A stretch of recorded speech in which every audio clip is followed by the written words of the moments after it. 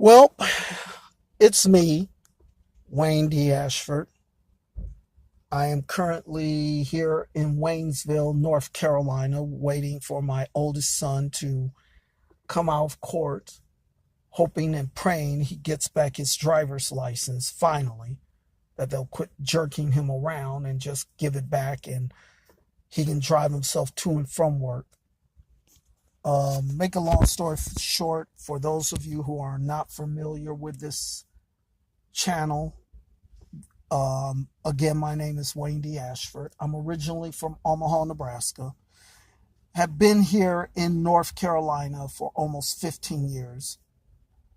My wife is originally from Sumter, Carolina, South Carolina, and she passed away about almost 10 months ago. No thanks to damnable cancer. To make a longer story even shorter, I have been displaced, i.e. homeless, for nearly 4 months.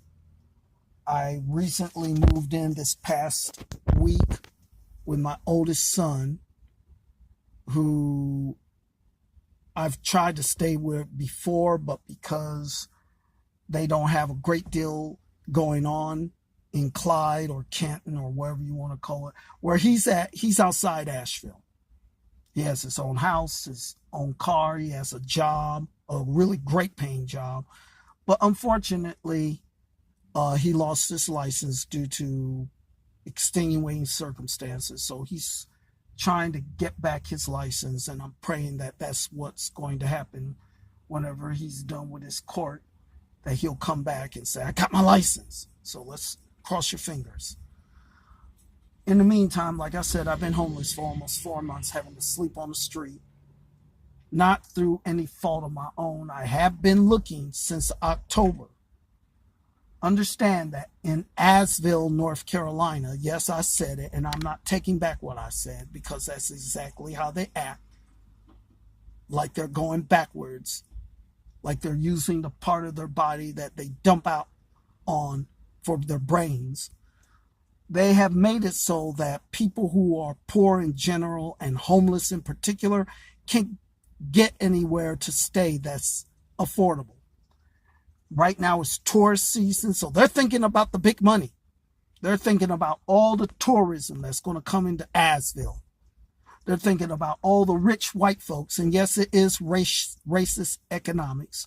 I'm going to call it out the way I see it, because that's exactly what it is, and I'm not the only one that sees it.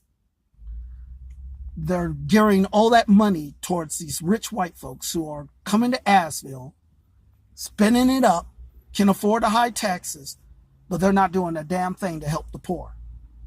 The only way you can get a place to stay in Asheville is if you go into public housing, i.e. the ghetto. Places like Pisgah View or Deaverview or Hillcrest, and these are places that are riddled with everything from drugs and violence to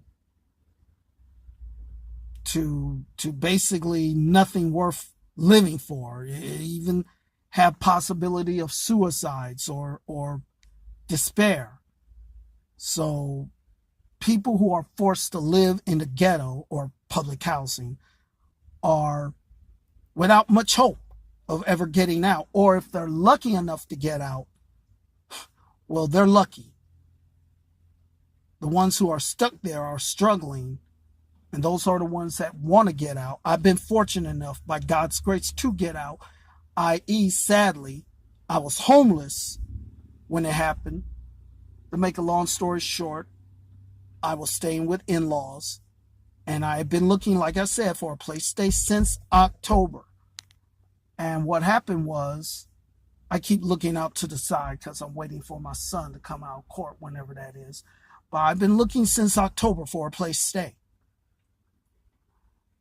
Asheville has a waiting list on some places. Some as long as 2 years, maybe even 3. You don't believe me? Check with public housing, which I did about 2 weeks ago, and they're still have me on a damn waiting list. which is ridiculous because they're looking all the way back to 2017 when I was staying with my wife and she was fighting with cancer at that time and point in her life. And I was working and trying to do what I could to help prolong. Well, I couldn't prolong it. I was trying to do what I could, and I was staying with her, and we never got around to putting my name on the lease, and it pissed me off